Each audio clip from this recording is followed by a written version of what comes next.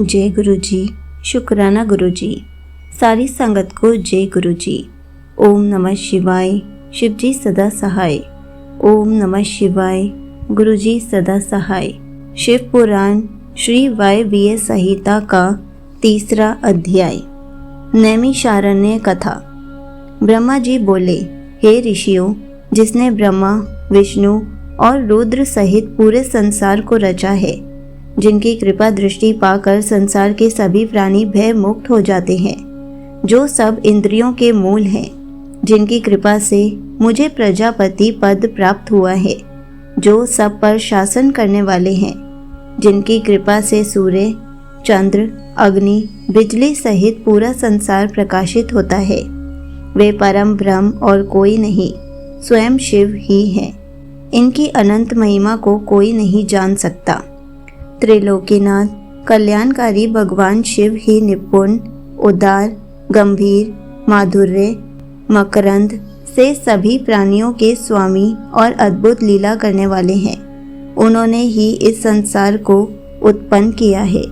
प्रलय काल में ही वे सारे ब्रह्मांड को अपने अधीन कर अपने में विलीन कर लेते हैं। भगवान शिव का सच्चे मन से पूजन और आराधना करने वाले को प्रभु का दर्शन प्राप्त होता है। भगवान शिव के 3 रूप हैं, स्थूल, सूक्ष्म और सूक्ष्म से सूक्ष्म। स्थूल रूप को देवता, सूक्ष्म रूप को योगीजन और तीसरे अर्थात अत्यंत सूक्ष्म रूप को शिवजी के परम भक्त और शिव व्रत का उत्तम पालन करने वाले ही देख सकते हैं। धर्म का विशेष ज्ञान हो जाने पर अधर्म का नाश हो जाता है और फिर शिवजी की अचल भक्ति प्राप्त हो जाती है। भगवान शिव की कृपा से कर्म के बंधनों से मुक्ति मिल जाती है तथा मनुष्य शिव धर्म में प्रवृत्त हो जाता है। धर्म 2 प्रकार का होता है, गुरु अपेक्षित तथा गुरु अनपेक्षित।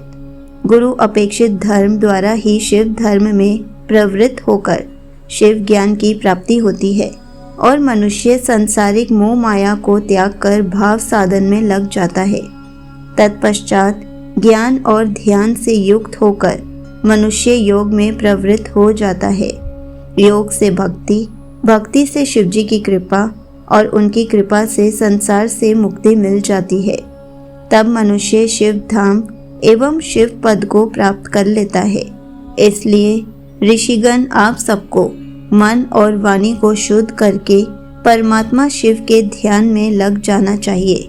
यज्ञों और मंत्रों द्वारा आवाहन करने से वायुदेव आपके पास आएंगे, उसी से तुम्हारा कल्याण होगा।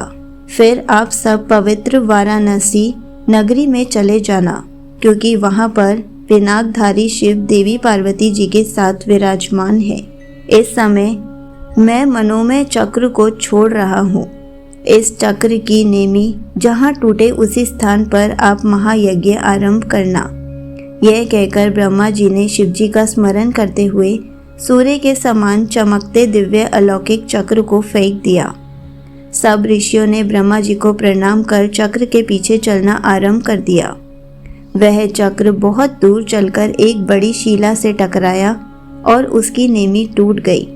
तब वही स्थान नैमिषारण्य नाम से विख्यात हुआ। ऋषिगणों ने उसी स्थान पर महायज्ञ करने की दीक्षा ग्रहण की। एक समय की बात है, राजा पुरुरुवा रानी उर्वशी के साथ विहार करता हुआ उस स्थान पर पहुंचा।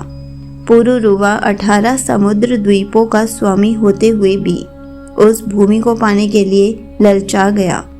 मोहित होकर वह उस भूमि को उनसे छीनने लगा। तब मुनिगण ने क्रोध में राजा पर कुशा का प्रहार किया और राजा को मार गिराया। इसी भूमि खंड पर ब्रह्मा जी ने सृष्टि की रचना की थी। इस भूमि खंड को पाकर ऋषिगण बहुत प्रसन्न और आनंदित हुए। संगत जी, यहीं पर शिव पुराण श्री वायवीय संहिता का 3रा अध्याय समाप्त होता है। जय गुरु जी, शुक्राना गुरु जी।